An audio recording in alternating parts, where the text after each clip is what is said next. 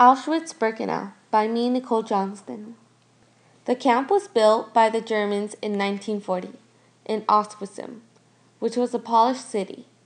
In 1942, it became the largest death camp.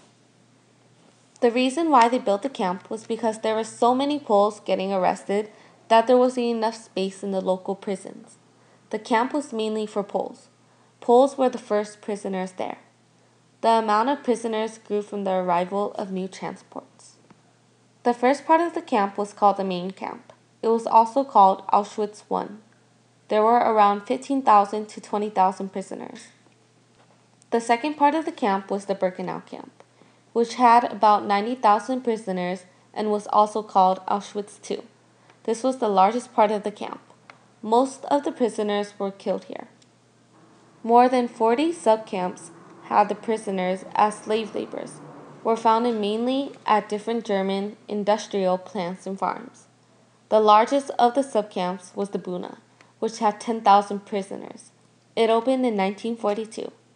On November 1943, the Buna subcamp became the third part of the camp, which was called Auschwitz III.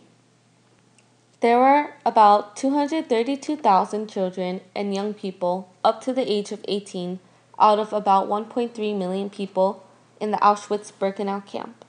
The Jewish children were the largest group that were deported to the camp. There were a total of 1.1 million Jews that got deported to Auschwitz. 200,000 of them were chosen for labor or registered as prisoners in the camp.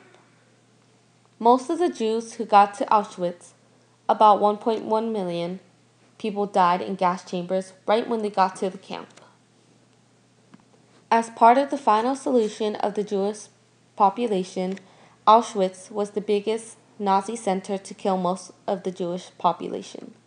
It was the largest of death camps, killing approximately 1.3 million people in total.